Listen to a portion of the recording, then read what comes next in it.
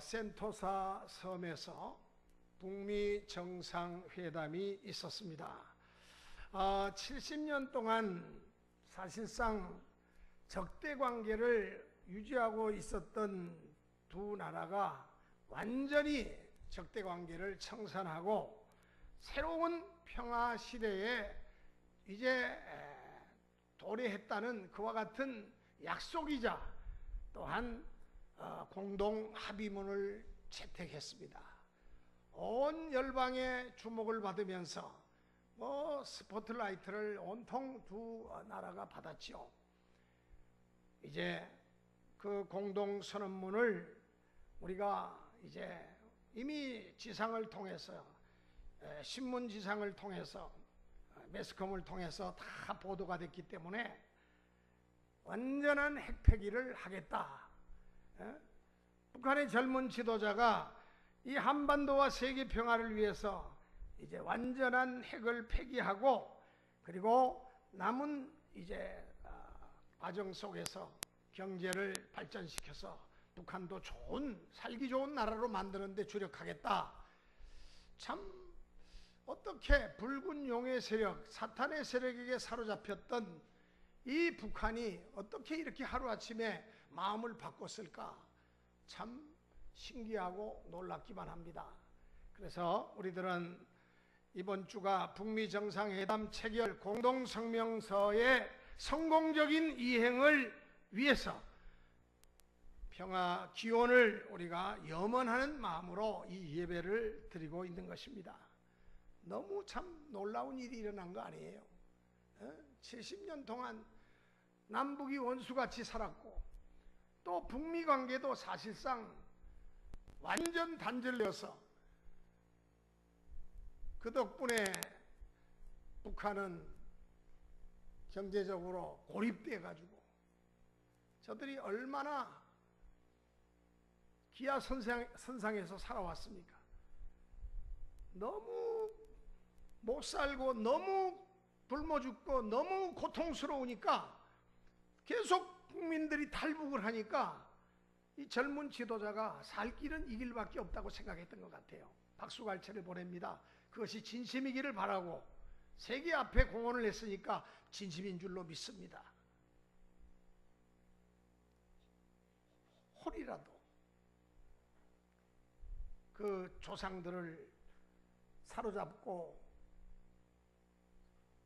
좌지우지했던 그 악한 영이 또 틈을 만들어 가지고 그 젊은 지도자의 마음을 또 흔들어서 또 판을 깨는 그런 일이 없도록 우리가 특별히 기도해야 될 것 같습니다.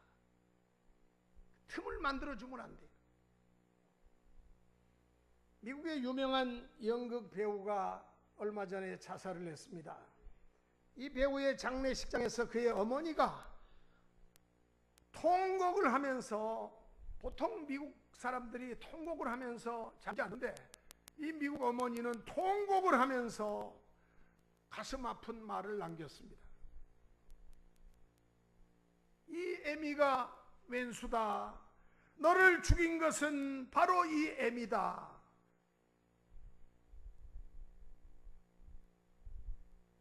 네 아버지가 나를 때리고 욕설을 퍼부을 때마다 내 마음의 상처가 나도 모르게 너에게 상처를 주었고 너를 오랫동안 학대를 했구나. 내가 너에게 그렇게 하지 않았더라면 오늘 내가 죽지 않았을 텐데. 동양이나 서양이나 부부싸움 심하게 하는 집은 아주 극심하게 합니다. 술 먹으면 남편들이 난동을 부리고 아내를 구타하는 일은 이것은 전 세계가 다 똑같아요. 그런데 이 아내는 남편한테 너무 혹사를 당하고 너무 구타를 많이 당하면서 남편을 많이 닮은 그 아들을 미워했던 것 같아요. 그래서 남편한테 받은 상처를 아들한테 계속 학대하면서 그것을 갚았던 것입니다. 그러니까 어려서부터 부모의 사랑을 받지 못하고 자란 그 아들은 그 공허함을, 그 외로움을, 그 고독감을 어떻게 하면은 이것을 내가 메꿀 수 있을까? 그걸 이제 채우기 위해서 연극에 몰두했고 유명한 연극 배우가 되었지만은 그가 꿈을 이루었을 때 다시금 공허함과 그 극심한 고독감이 찾아왔습니다. 그래서 그는 그것을 견디지 못하고 자살을, 극단적인 처방을 내린 겁니다. 자살을 선택했어요. 어머니가 받은 마음의 상처는 그냥 상처로 끝난 것이 아니라 그 상처를 치유받을 길이 없다 보니까 자식에게 계속 그 상처가 계속해서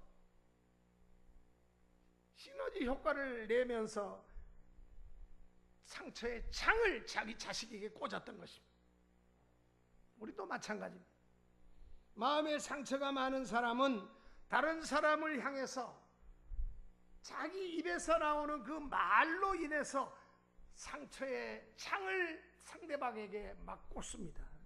창을 막 던져서 막 꽂아요. 행동으로 인한 상처의 창을 던지기도 하고 또한 말로, 주로 말로 상대방에게 상처를 막 줘요. 제 친구 목사의 이야기입니다. 그가 목회하고 있는 교회에서는 요주 인물이 한 분이 있었어요. 항상 비판적이고 교회 문제만 일어났다 하면은 앞장서서 문제를 해결하는 것이 아니라 더 문제를 확대시키는 그런 장로님이 계셨다고 합니다. 어느 날 그 장로님이 참 목회하는데 힘들게 그렇게 목회를 많이 어렵게 했던 장로님이 중병에 걸렸어요. 그래서 목사님이 그 장로님 병상에 찾아갔습니다. 그래서 예배를 드리는데 그 예배 찬송 소리 또 기도에 감동이 됐던지 이 장로님이 눈물을 흘리면서 자기 과거를 고백을 하더라는 거예요. 목사님도 전혀 몰랐대요. 그런데 이 병상에 있는 장로님이 뭐라고 그러냐면 자기 아버지는 목사였다는 거예요.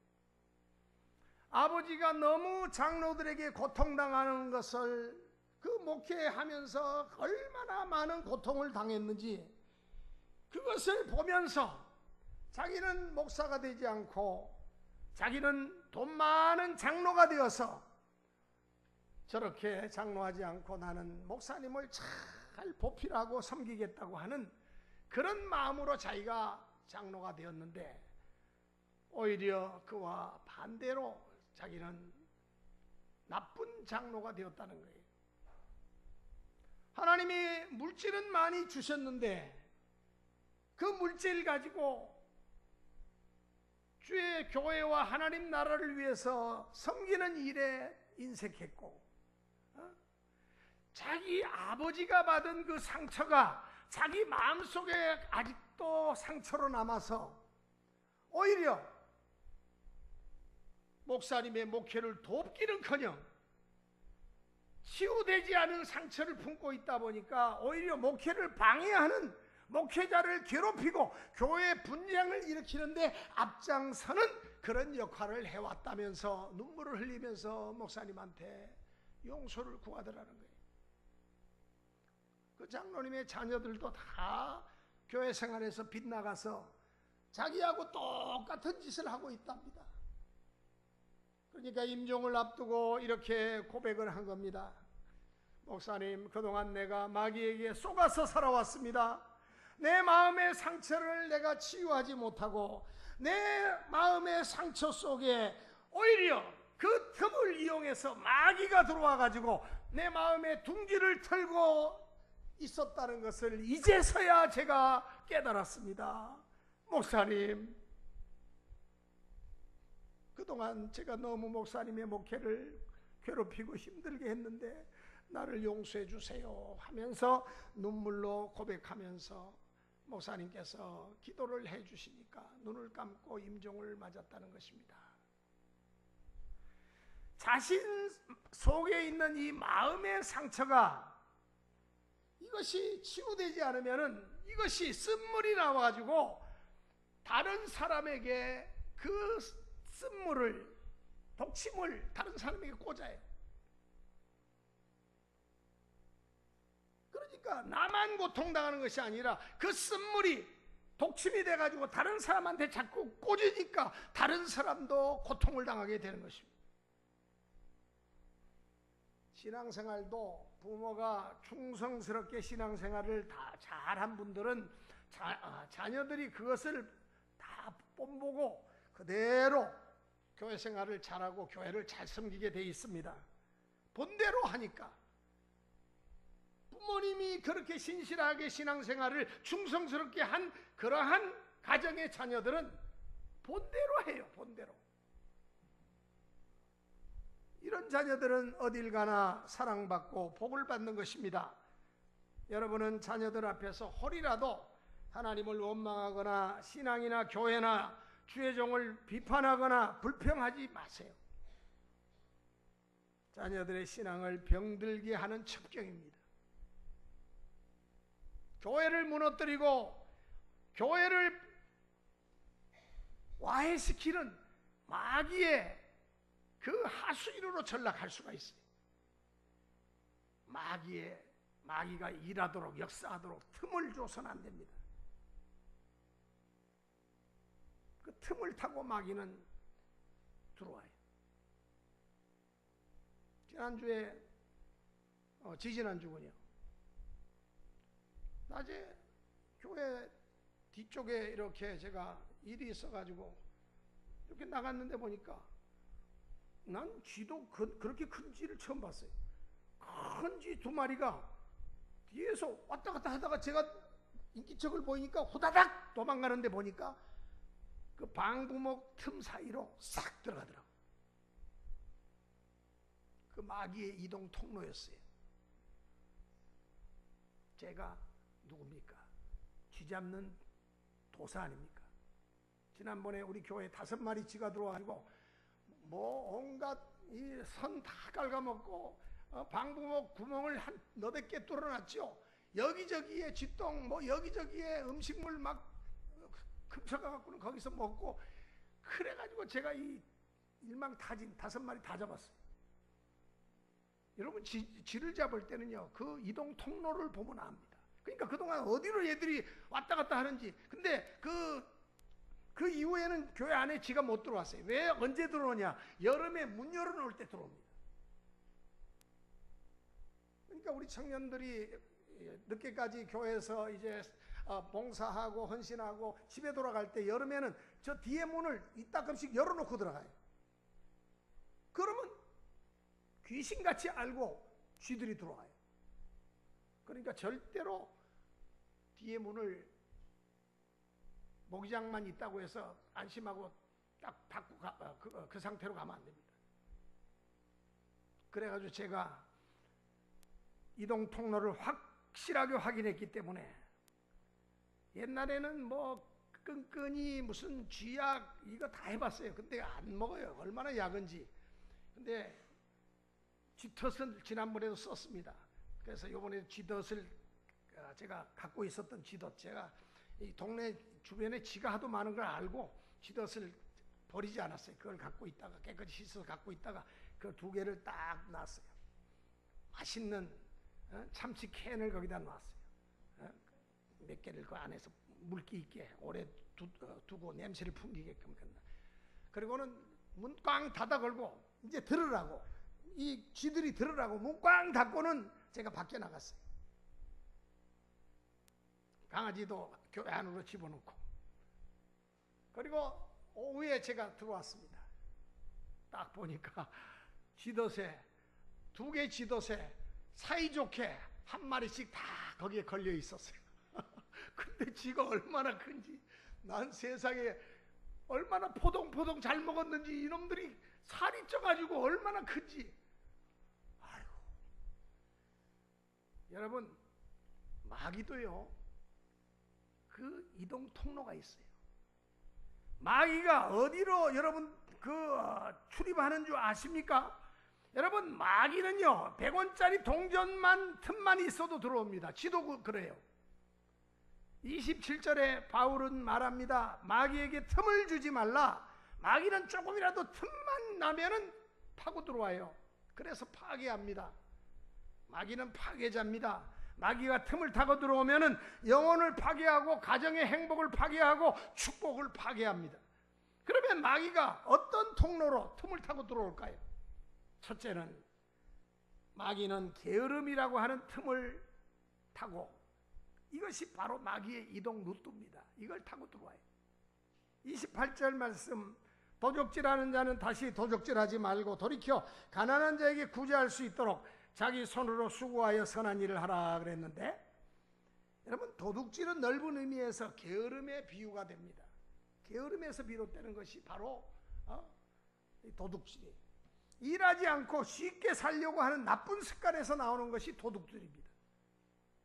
한탕하려고 하는 마음은, 이건 게으른 마음을 품고 있는 자들이 하는 행동이에요. 게으름의 악습관을 그래서 버려야 됩니다. 하나님은 게으름을 악이라고 정의하십니다.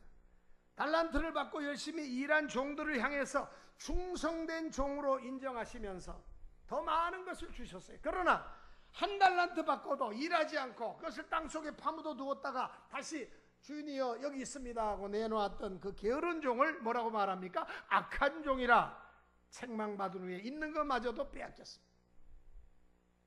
주님은 부지런해서 열심을 품고 주를 섬기라고 말씀하십니다. 솔로몬도 잠언 6장 6절 말씀에서 게으른 자여 개미에게 가서 그가 하는 것을 보고 지혜를 배우라고 말씀합니다.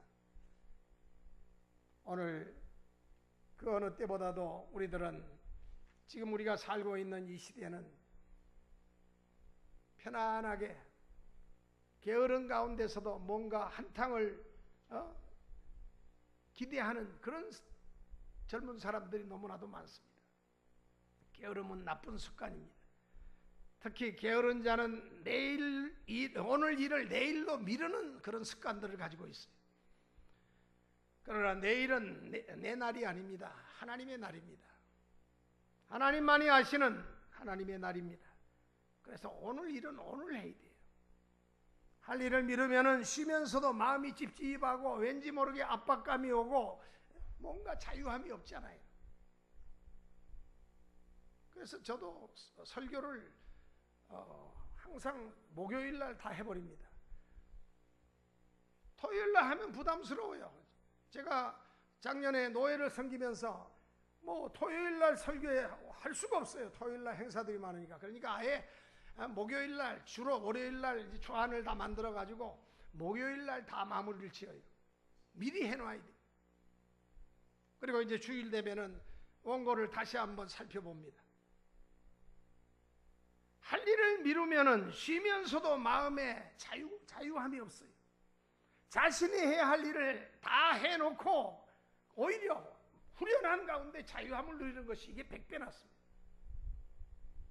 그리고 자기 손으로 열심히 노력하고 수고해야 됩니다. 남자는 땀 흘려서 일해야지 하나님께서 인생에 만족함을 주시고 건강을 주신다고 약속하셨어요. 사도 바울도 도적질하지 말고 자기 손으로 수고하여 선한 일을 하라고 말씀합니다. 불로소득은 축복이 아니에요. 성경은 땀의 대가를 축복이라고 말씀합니다. 하나님은 희생의 대가를 오늘 우리에게 요구하십니다. 하나님이 인간에게 쏟으라고 주신 3가지가 있어요. 액체가 3가지가 있습니다. 이 우리 인간에게 쏟으라고 말씀하신 액체 3가지가 뭡니까? 피와 땀과 눈물입니다. 이런 희생의 대가를 기다리는 것이 신앙적인 가치관이라고 볼 수 있습니다. 여러분이 땀 흘려 수고한 것을 가지고 남을 돕고 헌신하고 봉사하고 이것을 가지고 내가 참으로 선한 사업에 앞장설 때 그것을 축복인 것을 우리가 알아야 됩니다. 게으름이 틈타지 못하게 하라고 성경은 오늘도 우리에게 권면하고 있습니다. 마귀는 말을 통해서 또한 틈을 타고 들어옵니다. 두 번째로 마귀는 이 말이라는 틈을 이동 루트로 삼고 있다는 사실입니다. 29절 말씀입니다. 여러분, 말은 굉장한 위력이 있어요. 가장 큰 위로를 줄 수 있는 것이 말이기도 하지만은 가장 큰 상처를 줄 수 있는 것이 역시 말이기도 합니다. 죽이고 살리는 것이 말이에요. 그래서 야고보 장로님은 혀의 위력을 세 가지로 비유하고 있습니다. 야고보서 3장 4절로 8절 내용을 보면은 그 혀를 배에다가 비유했어요. 또 불에다가 비유했어요. 그리고 길들일 수 없는 지체에다가 비유를 합니다. 이처럼 말이라고 하는 것이 세다는 거예요. 위력이 있다는 거예요. 그렇습니다. 바울 사도도 에베소 성도들에게 너희는 더러운 말은 입 밖에도 내지 말라고 권면합니다. 더러운 말, 무슨 말을 더러운 말이라고 합니까? 유익이 되지 않은 말이에요.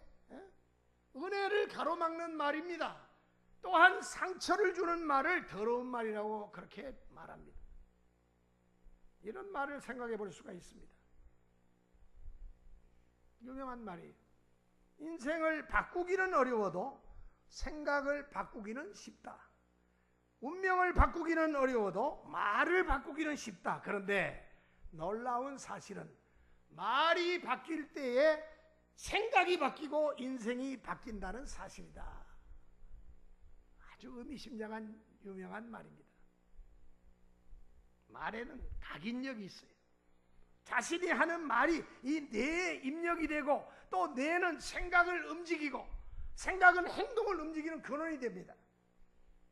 그러니까 우리 입에서 나오는 이 말이 바뀔 때 자신도 모르게 행동에서 변화가 나타나게 된다는 이야기. 늘 감사하는 사람과 대화를 나누다 보면은 마음이 왠지 모르게 평안해지고 나도 모르게 감사하는 마음이 생기는 것을 경험하게 됩니다. 대화만 나누면 늘 불평, 불만을 토로하는 목사가 있어요. 누구라고 말은 안 하는데 저희 노예에 그런 목사가 있습니다. 이 양반을 만났다면 성도 불평, 교회 불평, 교회 장로님 불평, 불평, 사회에 대한 정치 불평, 온갖 불평은 다 쏟아내요. 불평하는 기계 같아요. 옆에서 그 목사님의 말을 듣고 있던 제 친구가 벌떡 일어났습니다. 그러니까 말하던 그 목사님이 아니 왜 목사님 사람 말을 무시하고 일어납니까? 그러니까 그렇게 화를 내니까 어째 또 친구 목사님이 이렇게 말해요. 내가 당신의 말을 번번이 내가 들을 때마다 내가 참았는데 당신의 말을 듣다 보면 내 속에서 영이 탄식을 합니다. 당신의 말을 듣고 있으면 머리가 아프고 선입견이 생겨나서 모든 사람이 다 원수로 보이고 다 적으로 보입니다. 그러니까 내가 더 이상 목사님 말을 들을 이유가 없습니다. 그러면서 자리를 박차고 나가버렸어요. 그 말에 큰 충격을 받은 그 목사님은 이후로 눈에 띄게 남의 약점이나 허물을 절대로 말 안 합니다. 다 덮어줍니다. 오히려 장점을 말하고 칭찬을 해주고 그때부터 이 양반이 목회가 생기를 띠더니 목회도 아주 잘 하시고 있어요. 그러니까 어떤 면에서 볼 때는 자리를 박차고 나갔던 제 친구, 또 다른 친구 목사님이 큰일을 한 셈이죠. 마귀는 이렇게 말을 통해서 틈을 타고 들어와서 이간하고 파괴하는 그러한 일을 하는 것입니다. 그러니까 말을 조심해야 돼요. 아까 제가 묵도할 때도 이 말씀을 읽었습니다. 민수기 14장 28절에 보면은 여호와의 말씀에 내 삶을 두고 맹세하노라. 너희 말이 내 귀에 들린 대로 내가 너희에게 행하리라. 그러니까 여러분 말 조심하세요. 여러분의 말이 하나님 여호와의 귀에 들린 대로 네 말대로 내가 해주겠다는 거예요. 말에도 종류가 있습니다. 먼저 더러운 말이 있다고 그랬죠. 남의 마음을 썩게 만들고 상하고 해를 끼치는 말을 더러운 말이라고 말합니다. 그러니까 이 더러운 말은 유익되지 않은 말입니다. 은혜를 가로막는 말이고 상처를 주는 말입니다. 이런 말은 입 밖에도 내지 말라 그랬어요. 여러분 마귀는 더러운 영입니다.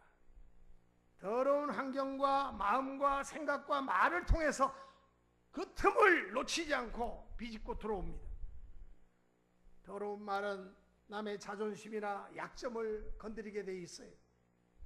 이런 사소한 행동 하나하나가 다른 이로 하여금 가장 큰 상처를 남기게 하는 것입니다. 우리 사람은 이성적이고 인격적인 존재입니다.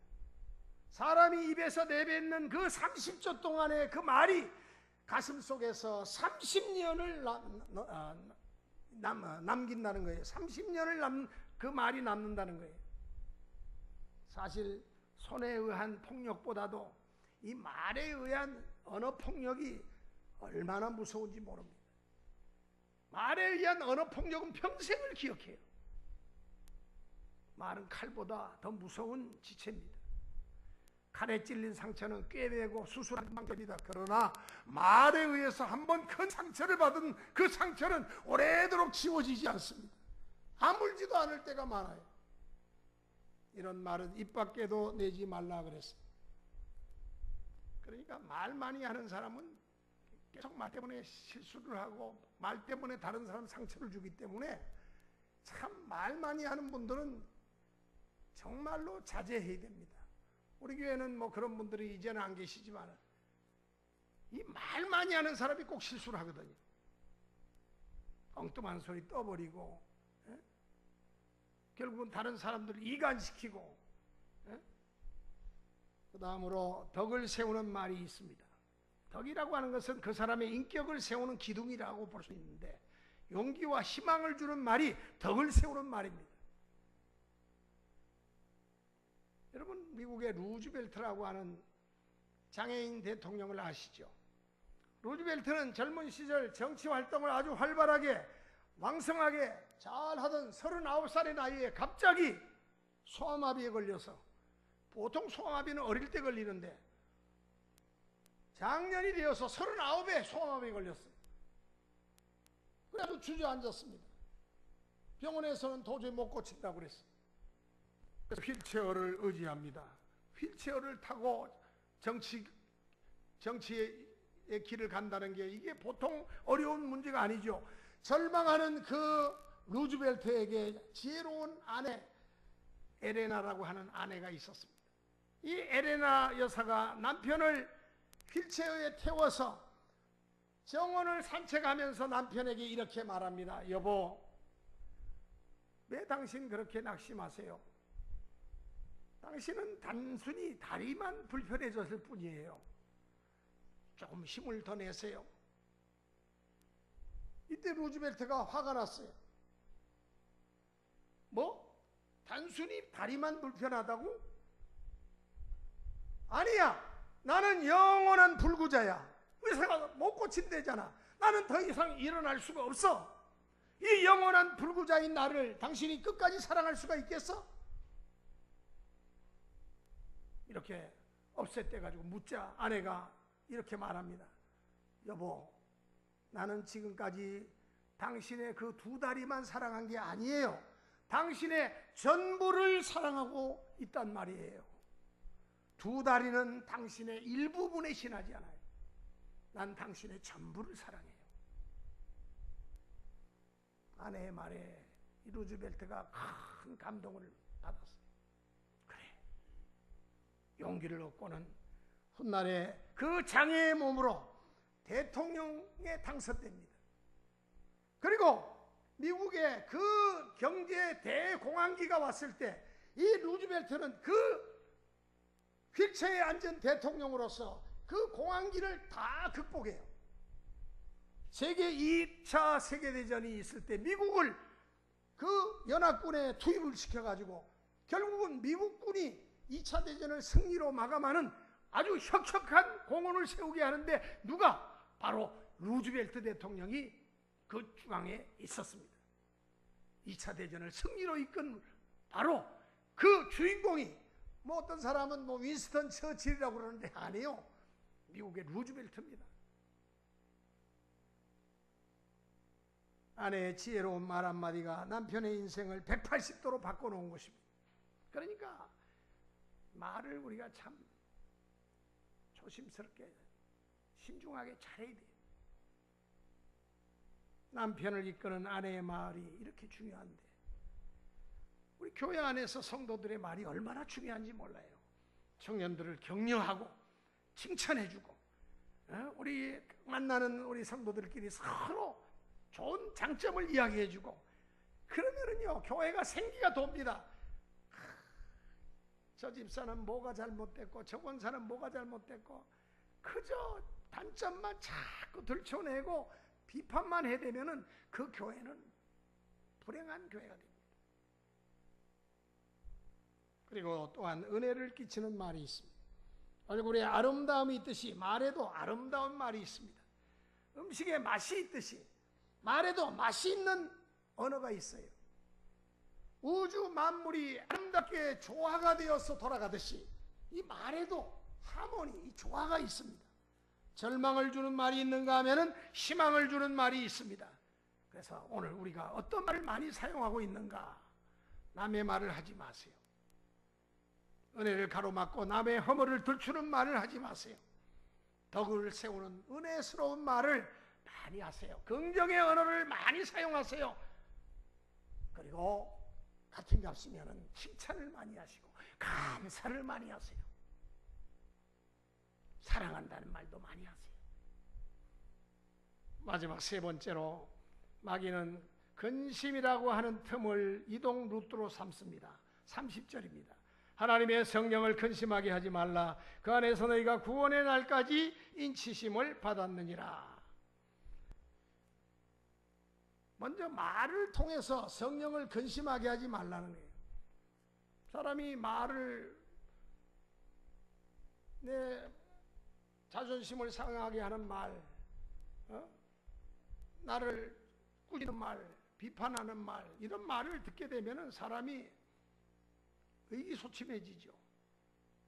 근심이 되죠. 여러분, 이 근심은요, 근심한다는 말은요, 괴롭히다, 슬프게 하다, 고통을 주다 그런 뜻입니다. 성령을 근심되게 한다는 말은 하나님의 뜻을 벗어난 일을 말하는 것입니다. 이것은 마귀가 틈타는 통로가 돼요. 많이 근심해 보세요. 성령이 역사 안 하십니다. 아무것도 염려하지 말고 모든 일에 기도와 간구로 너희 구할 것을 근심하지 말고 다 하나님께 맡기라. 하나님께 구하라. 그래야면 모든 지각에 뛰어나신 하나님의 평강이 그리스도 예수 안에서 네 마음과 생각을 지켜주신다 그랬어요. 마귀가 틈타는 통로, 이동 통로로 막지 마세요. 근심은 마귀가 역사하는 통로가 됩니다. 그러므로 내 생각대로 행동하지 마시고 매 순간순간 성령의 인도를 사모하시기 바랍니다. 우리 성령은 인격을 가지신 분입니다. 성령은 기뻐하기도 하시고 슬퍼하기도 하십니다. 근심도 하시고 진노도 하십니다. 하나님의 자녀들이 하나님의 방법으로 살지 않을 때 성령은 말할 수 없는 탄식을 하신다 그랬어요. 근심하시는 거예요. 어떤 이유든 간에 근심은 마귀가 틈을 타는 통로가 됩니다.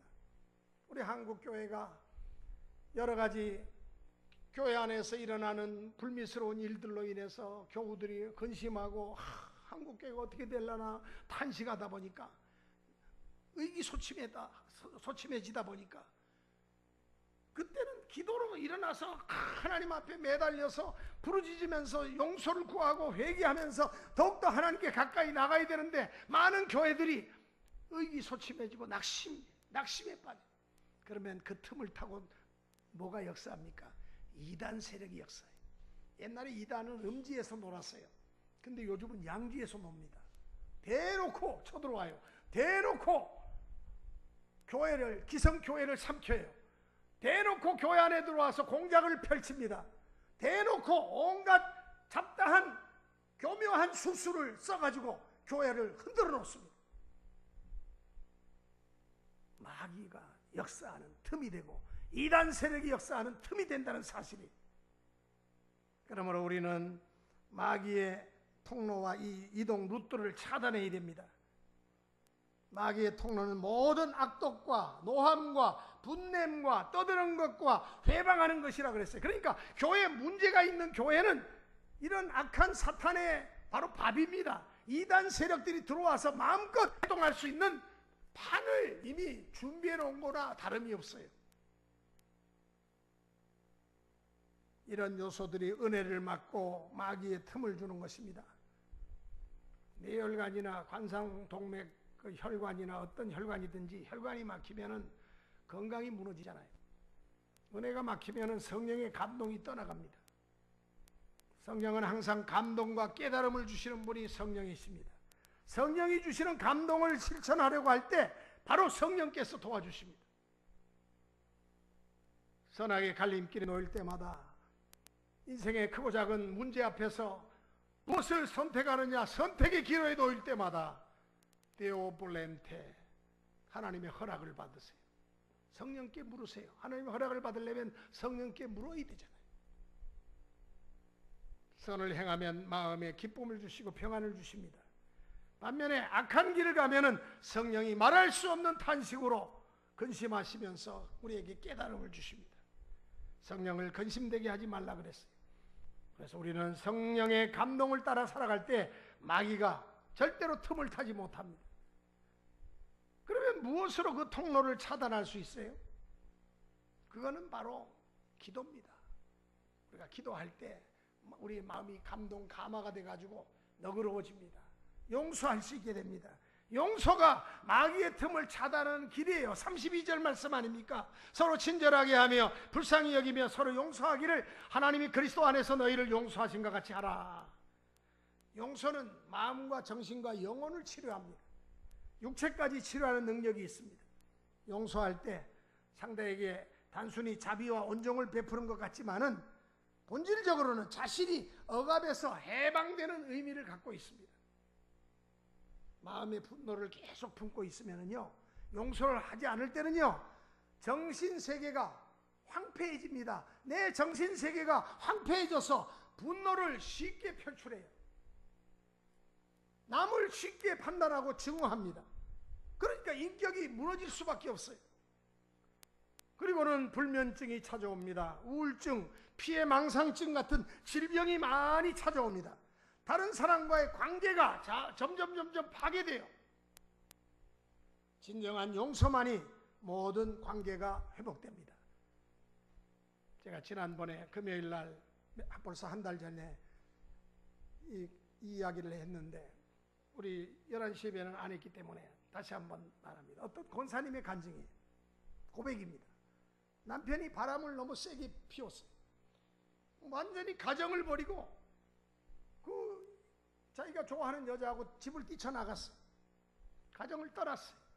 가진 고생을 하면서 이 아내는 두 자녀를 키우면서 신앙생활을 그래도 끝까지 주님만을 붙들고 신앙생활을 했어요. 그런 가운데 권사님이 되셨어요. 그런데 늘 이 권사님에게는 이 지병이 있어요. 무슨 지병이냐면은 늘 두통이 아주 심해요.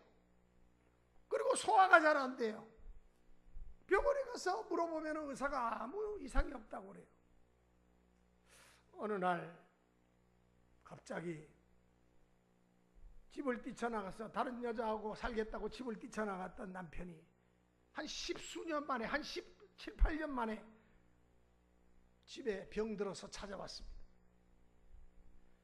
그런데 그 남편을 보자 그동안 억눌렸던 분노가 팍 표출되면서 화를 버럭 내면서 당신이 무슨 낯짝이 있어가지고 무슨 면목으로 여길 찾아왔냐고, 나가라고. 용서가 되지 않는 거예요.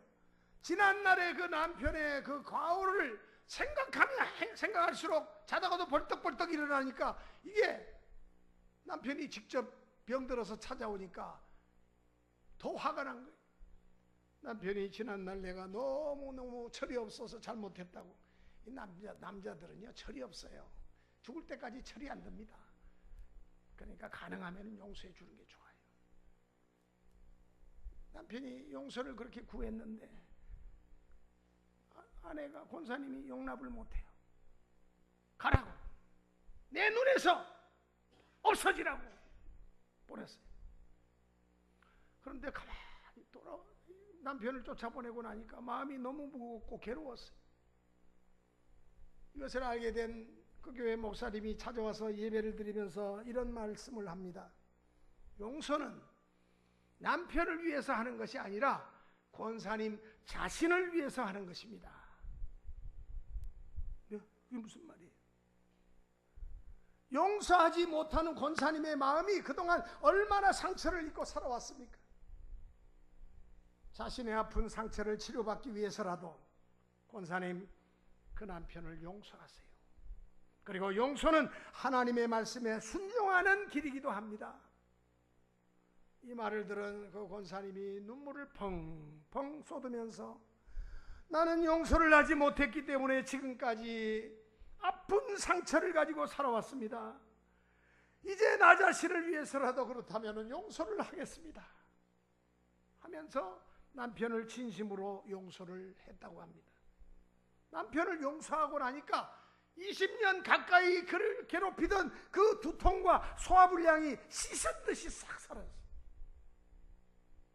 사랑하는 성도 여러분, 마귀는 우리의 대적입니다. 오늘도 끊임없이 틈을 노리고 있습니다. 마귀에게 틈을 주지 마시고, 우리는 온수 마귀, 이 게으름을 통해서, 더러운 말을 통해서 성령을 근심되게 하고 용서치 못하는 마음을 통해서 틈을 타고 들어와서 우리 영혼을 파괴하고 행복을 파괴하고 축복을 파괴하는 이 악한 세력과의 영적 전투에서 우리는 마귀의 이동 루트를 항상 눈여겨보셔야 돼요. 지금 내가 무엇 때문에 이렇게 고통을 당하고 있나? 무엇 때문에 내가 괴로워하고 있나? 그래서 이동 통로를 막아야 됩니다. 쥐새끼 이동 통로를 발견하는 즉시 일망타진하듯이 우리도 내가 지금 무엇 때문에 이러고 있나? 게으름인가? 더러운 내 입에 붙은 말인가? 용서치 못하는 마음인가? 여러분들이 이거 말고도 여러분들에게 있는 그 통로가 있습니다. 생각하시면서 우리가 영적 전쟁에서 승리하고 또 우리 하나님 앞에 더욱더 잘했다 칭찬받는 우리 믿음의 성도들로 나타나시기를 주의 이름으로 축원합니다. 기도하시겠습니다. 하나님 아버지 은혜를 감사합니다. 오늘 이 시간 저희들 마귀의 이동 루트를 차단하라는 말씀을 통해서 함께 말씀을 상고했습니다. 주여, 오늘도 성령 안에서 주의 뜻이 무엇인지를 분별하며 항상 신령한 영의 사람들로 저희들이 거듭나고 하나님의 영광 위에서 쓰임받는 아름다운 도구들이 다 될 수 있도록 축복하여 주시옵소서. 예수 그리스도의 이름으로 비옵나이다. 아멘.